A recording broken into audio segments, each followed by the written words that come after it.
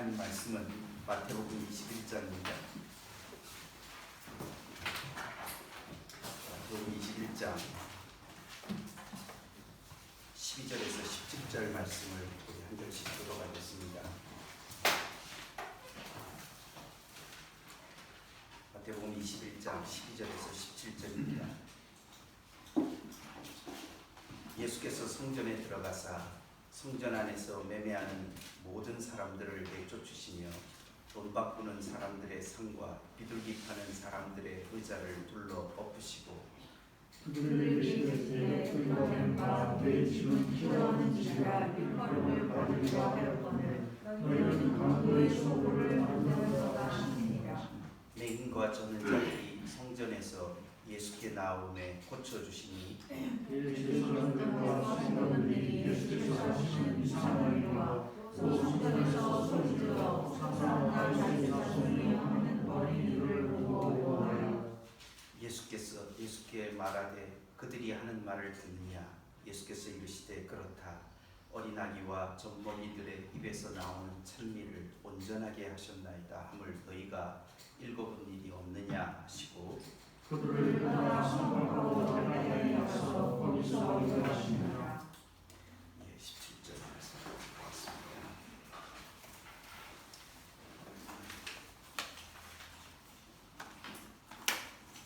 그리스도 안에 사랑하는 성도 여러분, 오늘 우리가 읽은 마태복음 21장의 본문을 가지고 성전과 복음이라고 하는 제목으로 같이 말씀을 나누려고 합니다. 사실 마태복음 21장의 본문은 부활주일 전 종료주일에 우리가 인터넷으로 같이 예배를 드리면서 17절까지 아니고 무화과나무 사건까지를 연결을 해서 진짜 성전은 이 외적인 성전이 아니라 이 무화과나무 아래서 일어나고 있는 이 예수님이 계신 그곳이 기도하는 그곳이 진짜 성전이다 라고 하는 그런 말씀을 제가 몇 주 전에 전했습니다. 그리고 나서 제가 또 계속 본문을 살펴가는 가운데 다시 한번 우리가 성전이 무엇인지, 성전이 본질적으로 가지고 있어야 되는 것이 어떤 것인지를 이 본문을 다시 한번 조금 읽으면서 같이 좀 나눠보려고 합니다. 제가 이 본문을 다시 말씀을 조금 더 좁혀서 성전 자체만을 놓고 성전 안에서 일어났던 일들을 통하여서 성전이 무엇인가, 성전은 예수님에 의해서 어떻게 이해됐는가 하는 것을 우리가 이 본문들을 중심으로 해서 같이 보려고 합니다. 우리가 성전에 대해서 이야기하는 것은 예수님께서 자신이 성전이 되신다, 혹은 또 바울 사도가 성령이 거하시는 너희가 성도들이 성전이다 이렇게 말씀하시는 것을 통하여서 우리는 외적인 건물로 연결되어 있는 것이 아니라 예수 그리스도의 이름을 의지하고 믿는 자들이 진짜 성전이다라고 할 때 우리들이 성전으로서 우리 속에 있어야 되는 것이 어떤 것인가, 우리를 진짜 성전되게 만드는 힘, 진짜 우리를 성전으로서 서게 하는 이 세상 속에서 성전이 가져야 되는 역할이 무엇인가, 이것을 조금 더 같이 한번 더 생각을 해보면서 우리의 삶을 돌아보고 또 같이 정리를 하면 좋겠습니다. 제가 그렇게 하면서 구체적으로 이 본문 안에서 같이 생각해 보려고 하는 것은 3번에 걸친 성전 안에서 일어나는 사건이 있습니다. 여러분, 첫째는 12절에 보시면 예수님이 성전에 들어가사 성전 안에서라고 하는 표현이 있습니다. 거기에 보시면은 거기에 12절에 예수님께서 성전으로 들어가셨고, 그리고 성전 안에서 이 성전 안에 어떤 일들이 벌어지고 있는지를 첫 번째로 거기 보여주고 있습니다. 매매하고 돈을 바꾸고 비둘기를 파는 이런 현실들을 예수님께서 내쫓으시고 둘러 엎으셨다 이렇게 말씀하고 있습니다. 성전 안에서 이런 일들이 있어서는 안 된다라고 하는 것을 예수님이 보여주고 있습니다. 그것이 첫 번째 성전 안에서 일어나는 일입니다.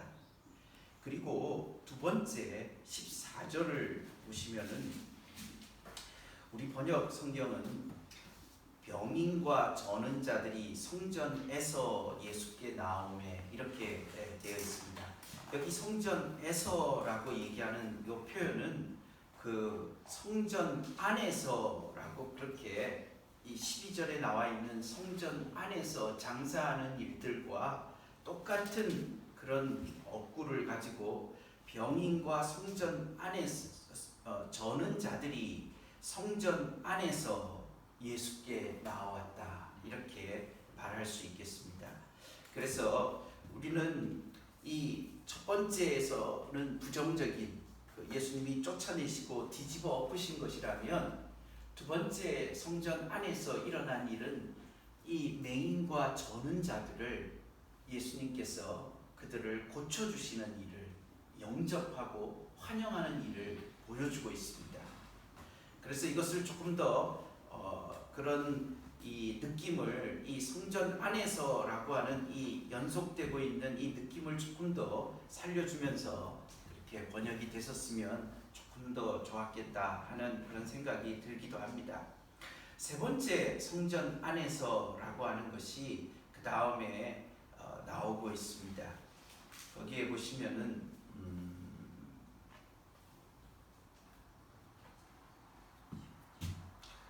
15절을 보시기 바랍니다. 15절에 보시면 대제사장들과 서기관들이 예수께서 하시는 이상한 일과 또 성전에서 소리질러 호산나 다윗의 자손이여 하는 어린이들을 보고 노하였다 이렇게 말씀하고 있습니다.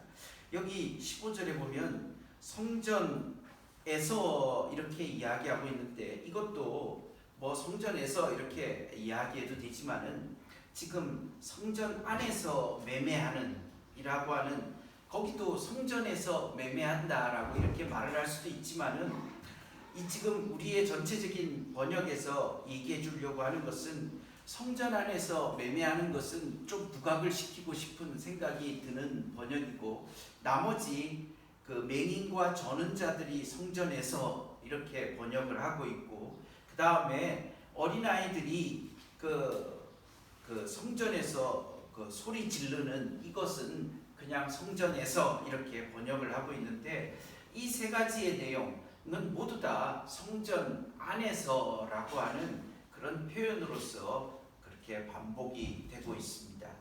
그래서 이 그 세 번째 성전 안에서 그 일어났던 일들에 대해서 이제 대제사장들의 입장과 대제사장들과 서기관들의 입장이 있습니다. 종교 지도자들은 그것에 대해서 이상히 여깁니다. 그것에 대하여서 분노합니다. 그 이상히 여기는 건 예수님이 하신 일에 대해서 한 거지만은 그 15절 끝에 보면 그 어린이들을 보고 노했다, 이렇게 분노했다, 이렇게 이야기를 하고 있습니다. 그런데 예수님께서는 구약 시편을 인용하면서 그것을 정당하다라고 그렇게 인정을 해주시고 있습니다. 우리는 이 세 번에 걸쳐서 등장하는 성전 안에서 이루어지는 그러니까 이 현실이라고 하는 것을 놓고서 실제적으로 성전 안에서 어떤 일들이 벌어지고 있는가 하는 것에 대한 예수님의 평가 그리고 예수님께서 실제적으로 성전 안에서 이루어졌으면 하고 바라고 기대하는 것들이 무엇인가 하는 것을 우리가 이 본문을 통하여서 같이 한번 볼 수 있게 됩니다. 그래서 우리가 한 가지씩 조금 내용들을 살피면서 정리를 해보려고 합니다. 먼저 예수님은 성전 안에서 매매하는 자들을 내쫓으시고 그리고 거기에 돈을 바꾸는 사람들의 상과 비둘기 파는 사람들의 의자를 둘러 엎으셨다 이렇게 말씀하고 있습니다.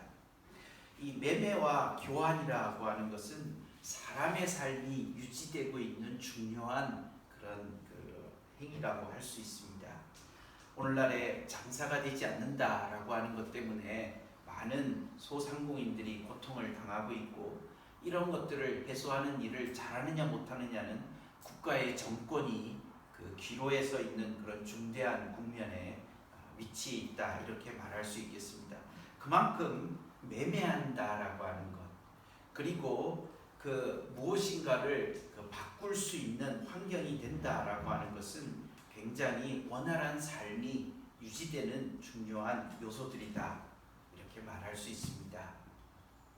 그런데 예수님께서 이 성전 안에서 매매하는 사람들을 쫓아내시고 이 돈을 바꾸는 상과 비둘기 파는 그런 의자들을 뒤집어 엎으시면서 성전 안에서는 이러한 일들이 있어서는 안 된다라고 이야기를 하고 있습니다. 그러면서 그 근거로 제시하시는 것이 13절의 말씀입니다. 기록된 바 내 집은 기도하는 집이라 일컬음을 받으리라 하였거늘 너희는 강도의 소굴을 만든다. 우리는 이 강도의 소굴이라고 하는 것이 무엇인가 하는 것을 생각을 해봐야 되겠습니다. 강도의 소굴이라고 하는 것은 이익이라고 하는 것을 힘과 권력이라고 하는 극단적인 행위를 통해서 취하는 그런 집단을 이야기를 할 수 있겠습니다. 자기가 정상적으로 수고를 해서 이익을 얻는 것도 그것도 이제 이야기할 수 있겠지만, 강도의 소굴이라고 하는 것은 자기의 신분, 자기의 지위, 자기가 가지고 있는 힘을 이용해서 이익을 극대화하고 이렇게 부당하게도 이익을 얻으려고 하는 것이다 라고 그렇게 말할 수 있습니다. 그래서 강도의 소굴이라는 말을 할 때마다 두 가지의 그런 단어들, 즉 이익이라는, 수익이라고 하는 것을, 그 이익을 힘과 권력을 통하여서 어떻게 최대한 확보할 수 있는가, 그것을 지금 우리에게 염두에 두게 만들고 있습니다. 그런데 예수님께서는 성전, 내 집, 아버지의 집이라고 하는 이곳을 그가 정의를 내리시기를 성전은 기도하는 집이어야 한다라고 이렇게 말하고 있습니다. 기도하는 집이다라고 얘기하는 것은 절대적으로 하나님의 은혜만을 요청하는 자리다라고 얘기하는 것입니다. 기도하는 집은 수익과 이익을 내는 것이 아니라 하나님의 은혜가 머무는 자리가 돼야 된다라고 하는 것을 이야기하고 있습니다.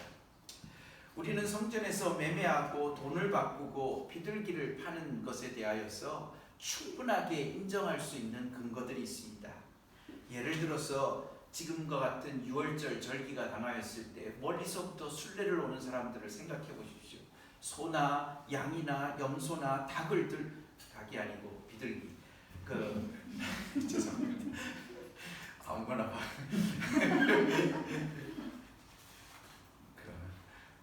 소나 양이나 혹은 또 염소나 혹은 비둘기, 이런 것들을 가지고 제사를 하려고 오는데, 만약에 저 멀리서부터 저 남쪽의 부엘세바, 저 북쪽의 단이나 이런 데서부터 거기가 아무리 땅이 그렇게 넓지 않다 하더라도 하루 이틀, 또 가족 여러 사람들이 같이 움직이면 하루 이틀을 해야 되는데, 소와 양을 그렇게 몰고서 이 제물을 드릴 거니까 그걸 가지고 온다라고 하는 것은 굉장한 위험이라고 말할 수 있습니다. 무엇보다도 큰 위험은 뭐냐면, 지금은 이방이 다스리고 있는, 즉 로마가 지배하는 세상이었기 때문에 오는 가운데 이 제사로 드리는 짐승은 정결해야 됩니다. 정결해야 되는데 부정한 사람이 지나갔던 곳을 밟거나 앉으면 부정해집니다. 무슨 말인지 이해가 되시죠? 그렇죠? 그러면 이방인들이 로마가 다스리던 세상이기 때문에 이방인들이 많이 여기저기 깔려 있을 건데, 그러면 거기를 지나서 오면서 이방인들이 지냈던 자리, 이방인이 머물렀던 자리, 혹은 이방인이 만졌던 곳, 이렇게 되면 재물이 부정해질지 모릅니다. 그리고 길이 또 멉니다. 그러면 그 짐승을 가지고 오는데 힘이 들고 어렵습니다.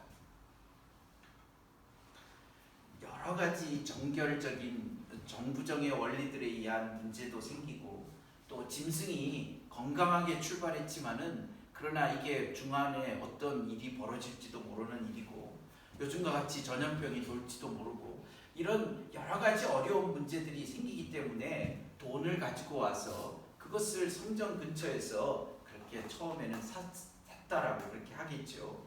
그런데 그것이 이제 그 점점 더 그 성전이라는 영역 안에 들어와서 그 안에서 그것을 사면 좀 더 깨끗하고 정결한 짐승을 얻을 수 있을 거다 이렇게 생각을 하고 서비스하는 차원에서 순례객들에게 짐승을 그렇게 바꿔주거나 팔거나 이렇게 했었죠. 돈 바꾸는 것도 마찬가지입니다. 우리가 예수님이 조금 있다가 이 본문 뒤에 보면은 가이사에게 세금을 내는 것이 좋은가 할 때 가이사의 화상이 그려져 있는 동전은 세속적인 동전이기 때문에 성전에 바치려면 성전의 그런 드라크마로 그것을 바꾼 데나리온인가 그것으로 이렇게 바꿔야 되는 그런 일들이 있습니다.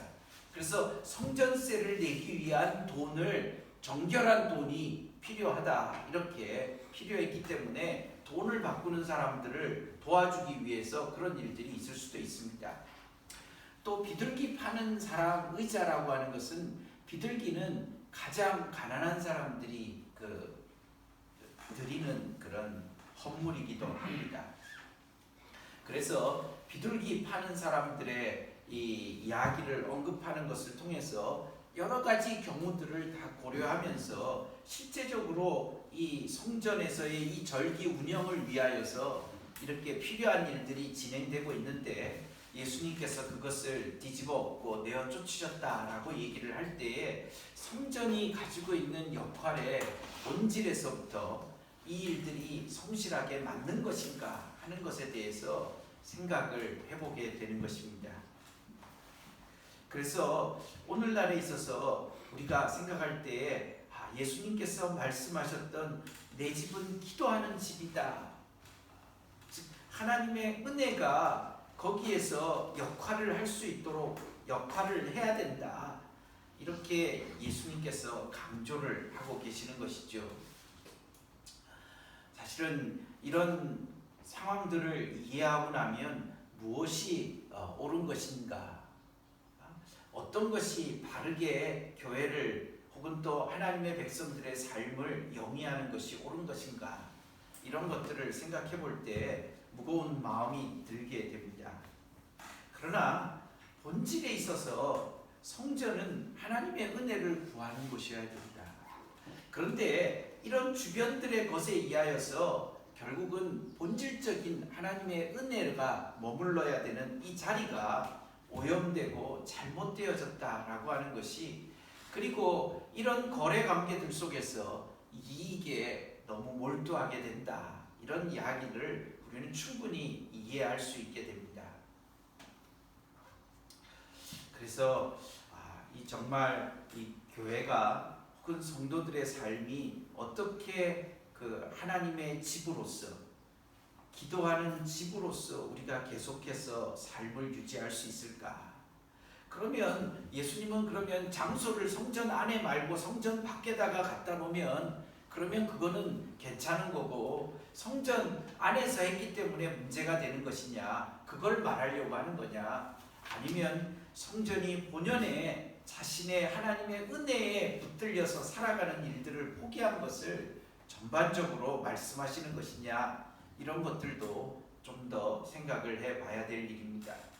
중요한 것은, 말하고 싶은 것은 성전 안에서 하나님의 은혜만이 자리를 잡는 그런 모습들이 있어져야 된다. 그래야만 그 성전이 세상의 진짜 중심이 될 수 있고 세상 속에 하나님의 나라의 선한 역사가 제대로 역할을 할 수가 있다, 이렇게 우리에게 말해주고 있습니다. 성전의 거룩함이라고 하는 것이 온 세상의 더러운 것들을 씻어내고 하나님의 은혜가 온 세상에 미칠 수 있는 효과들을 가질 수 있는 참된 자리가 성전이다, 이렇게 말할 수 있습니다.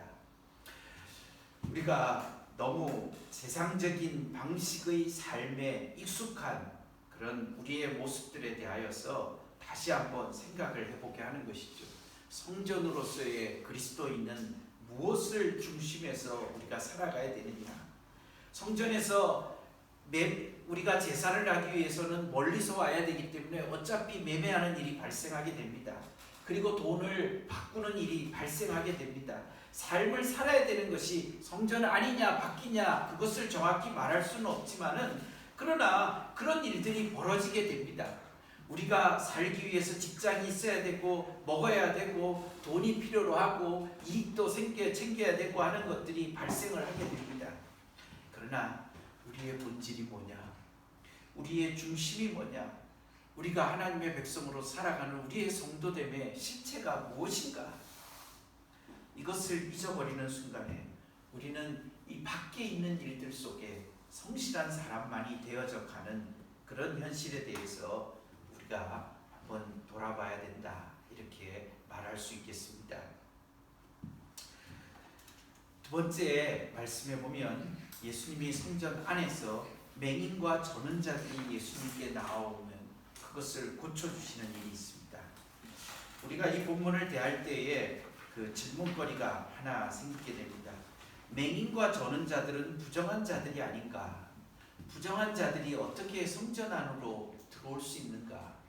부정한 것과 거룩한 것이 만나면 죽임을 당한다. 즉 하나님께 득임이 되는 헤렘이 되도록 그렇게 규정이 되어져 있습니다. 그래서 우리가 그 장애 문제를 맹인과 저는 자들이 시각 장애자들과 하체 장애자들이다 이렇게 말할 수 있는데, 이런 장애의 문제와 부정과의 관계에 대하여서 우리가 조금은 같이 한번 좀 정리를 해보면서 이 의도가 무엇인가 하는 것에 대해서 좀 생각을 할 필요가 있겠습니다. 우리가 부정하다라고 하는 것과 성경에 흠이 있다라고 하는 것을 조금 구별할 필요가 있다, 이렇게 이야기를 합니다. 여러분 레위기서 21장을 보시면 이 본문과 관련해서 우리가 조금 함께 생각해 볼 필요가 있습니다. 레위기서 21장에 보시면요, 레위기서 21장 16절부터 보도록 하겠습니다.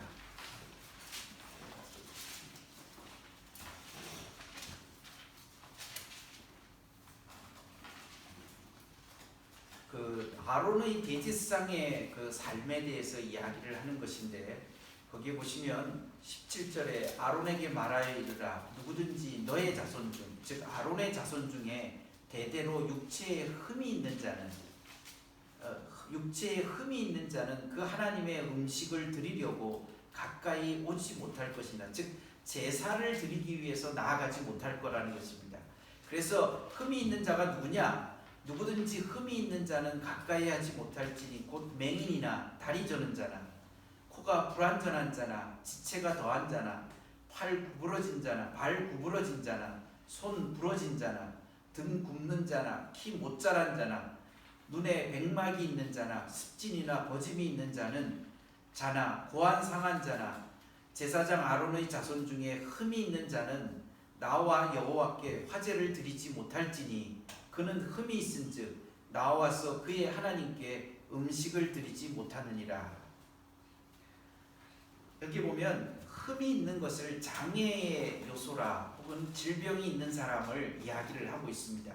그런데 이 흠이 있는 사람이 제사를 드리거나 제사 음식을 드리지는 못하지만은, 그러나 22절에 보면 그는 그의 하나님의 음식이 지성물이든지 성물이든지 먹을 것이나 휘장 안에 들어가지 못할 것이요 제단에 가까이 하지 못할지니 이는 그가 흠이 있음이니라고 이야기를 하고 있습니다. 즉 흠이 있는 사람은 하나님께 제사를 드리지는 못하지만은 그러나 거룩한 음식을 먹을 수는 있다라고 이야기를 규정을 하고 있습니다. 그런데 22장에 보면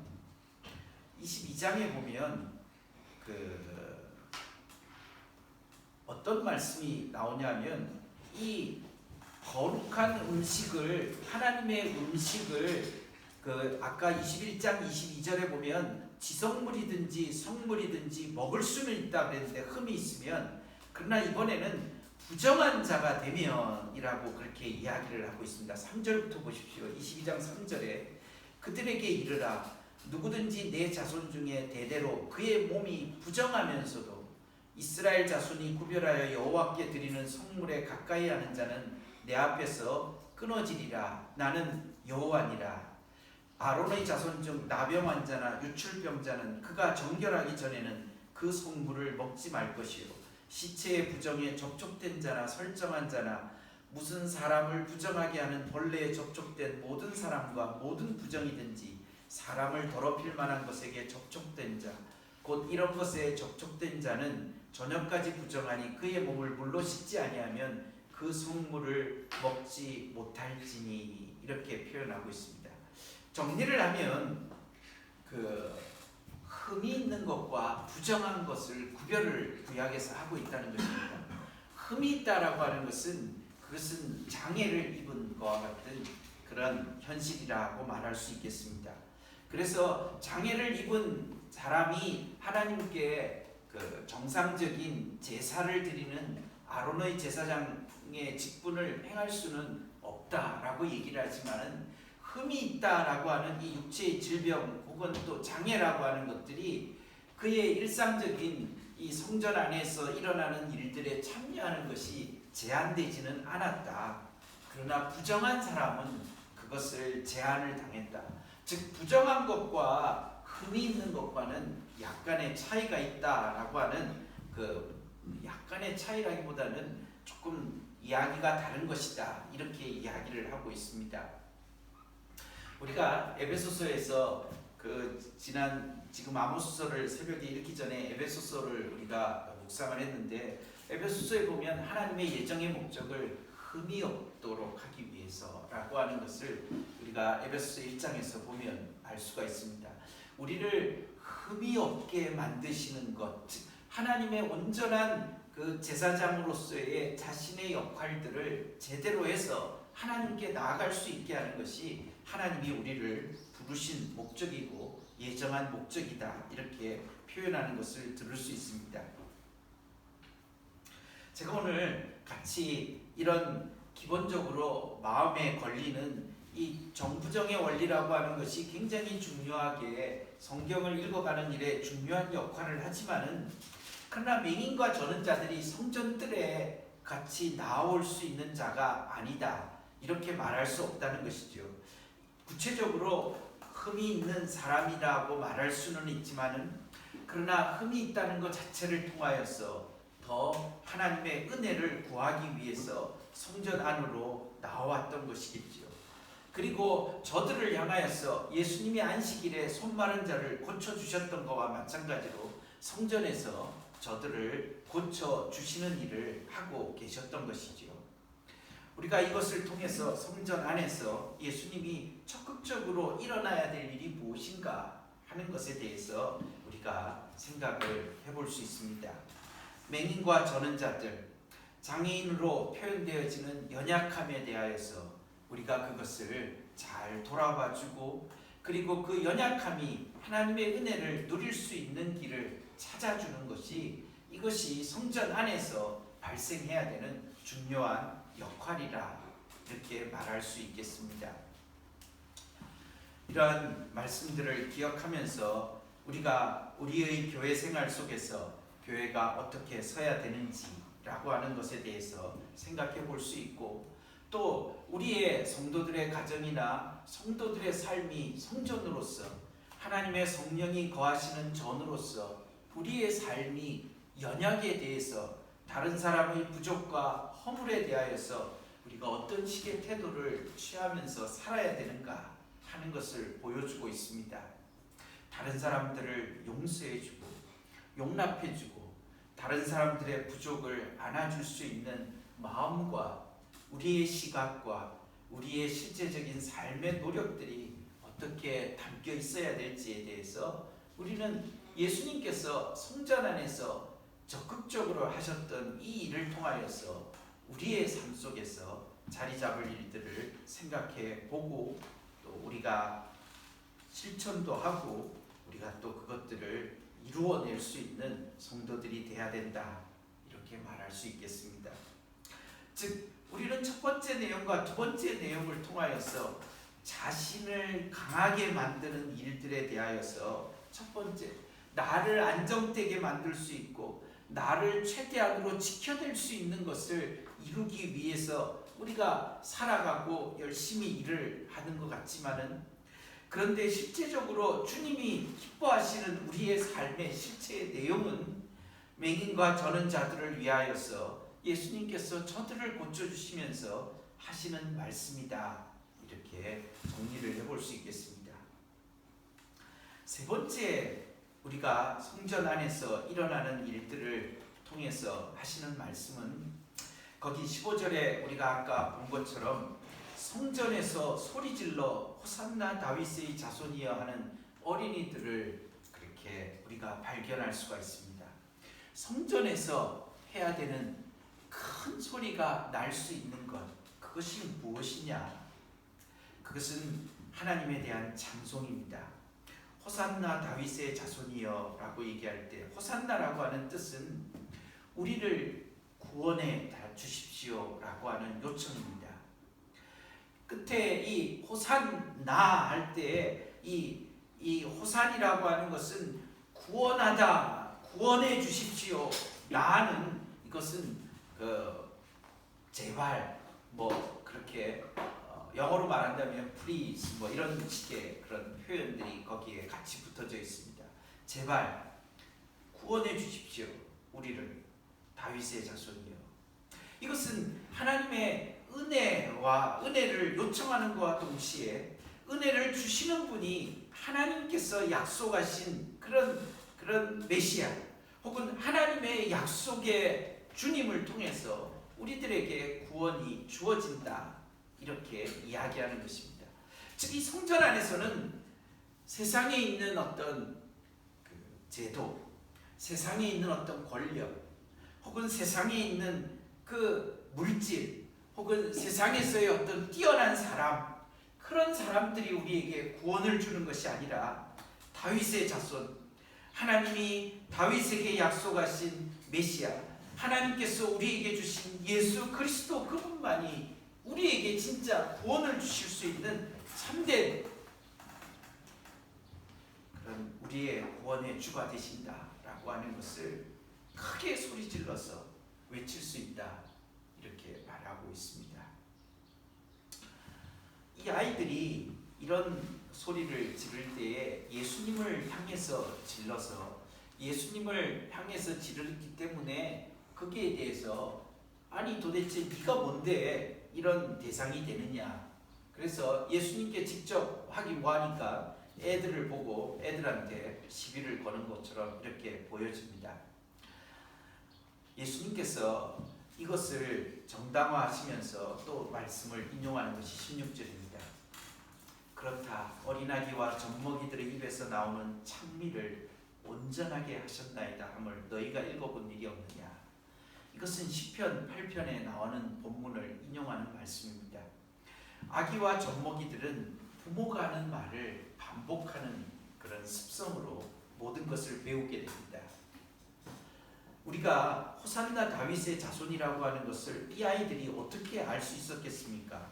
그것은 우리가 그 21장 앞에 보면 나귀와 나귀 새끼를 타고 예수님께서 예루살렘으로 입성할 때에 그 자기의 부모들과 어른들이 부르는 외치는 소리를 그들이 들었기 때문 아니겠습니까? 21장 9절에 보면 앞에서 가고 뒤에서 따르는 무리가 소리 높여 이르되 호산나 다윗의 자손이여 찬송하리로다. 주의 이름으로 오시는 이여 가장 높은 곳에서 호산나 하더라. 호산나라고 하는 이 구원이라고 하는 것은 높은 곳에서 하나님께서 주시는 것이 구원이다. 이렇게 말할 수 있겠습니다. 우리가 땅 위에서 일시적으로 국가가 백성들의 고난을 어려움을 해서 국가가 돈을 줄 수도 있고 국가가 정책을 잘해서 백성들의 삶을 또 윤택하게 만들 수도 있고 어려움들을 지나가게 도울 수도 있습니다.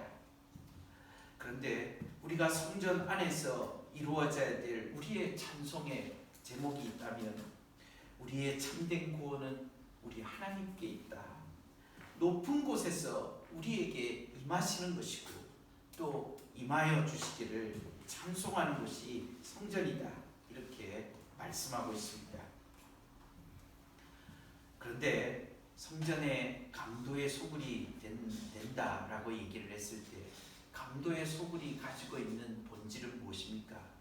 누가 이익을 많이 냈는가가 찬송의 대상이 된다는 것입니다. 누가 돈을 많이 벌었는가? 누가 높은 지위에 있는가? 누가 성공했는가? 이런 것이 주제가 되어지고 대화의 주제가 되고 이런 것이 사람의 관심사가 되는 것이 찬미의 대상이다. 이렇게 말하는 것입니다. 그것을 다르게 말한다면 육체의 자랑과 인정에 목말라 있는 사람들의 소굴이 된다는 것을 말해주고 있습니다. 왜 예수님께서 지금 성전 안에서 어린아기와 젖먹이들의 입에서 나오는 찬미를 온전하게 하는 일들을 이 성전 안에서 있어야 된다라고 그렇게 말씀을 하고 있습니까? 이 아이들이 자기의 부모들 혹은 어른들이 외치는 소리를 듣고 자기들도 이곳에서 뭔가 이 병을 고치는 예수님의 모습을 보면서 놀랍게 여기면서 그들의 이때가 아마 자기들이 노래를 불러야 될 때인가 해서 이렇게 외쳤지 않았겠나 생각을 해볼 수 있겠습니다. 무슨 뜻인지도 잘 알았을지 그거는 모르겠습니다. 그러나 그럼에도 불구하고 예수님은 바로 하나님을 높이는 찬송, 하나님의 구원을 기대하는 찬양의 소리가 바로 성전 안에서 있어야 될 참된 소리다. 진짜 있어야 될 소리들이다. 이렇게 말씀을 하고 있습니다. 오늘 우리는 교회라고 하는 이 울타리를 통하여서 무엇을 찬양하고 누구를 높이고 무엇을 인정하기를 원하는가 이런 질문들을 듣게 됩니다. 성도들의 대화는 누구를 높이고 있는가 하는 것에 관심을 가질 필요가 있다는 것입니다. 성공한 사람, 성취한 사람인가 아니면 주님이 이루시는 구원의 은혜들을 찬송하고 높이고 있는가.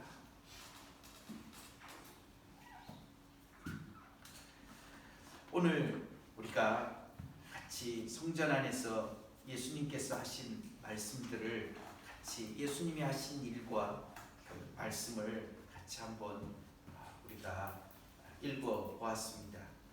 오늘 우리는 하나님의 교회를 생각하면서 교회는 어떤 모습이어야 하는가? 예수님께서 이 잘못된 성전을 허시기 위하여 예루살렘에 입성하셨습니다. 그래서 이 잘못된 성전을 헐어 버리시기로 작정을 하고 있습니다. 성전이 하나님의 백성의 마음 중심이 은혜의 자리로 연약을 치료하고 긍휼히 여기고 용서와 사죄가 있는 자리로 회복시키기 위해서 그래서 하나님의 구원을 요청하고 하나님만을 찬송하는 자리로 회복하는 그런 모습을 우리들에게 말씀하고 있습니다. 우리의 신앙생활의 중심에 있는 것이 무엇입니까? 우리가 정말 우리 주님께서 우리에게 주신 주님의 이름을 가지고 우리가 이익이 아닌 은혜를 중심으로 살아가고 있습니까? 연약을 외면하지 않고 긍휼히 여기는 그런 중심들이 우리들에게 살아 있습니까? 외모를 보지 않는 그런 마음 중심을 보시는 하나님을 따라서 우리의 삶을 잘 살아내고 있습니까? 그리고 우리는 하나님만을 찬송하는 자들로 살아가고 있는지를 우리의 삶을 한번 잘 돌아보면서 이렇게 신앙생활에 힘쓰는 우리 성도들이 되셔야 되겠습니다. 이 말씀을 기억하면서 209장을 같이 찬송하겠습니다.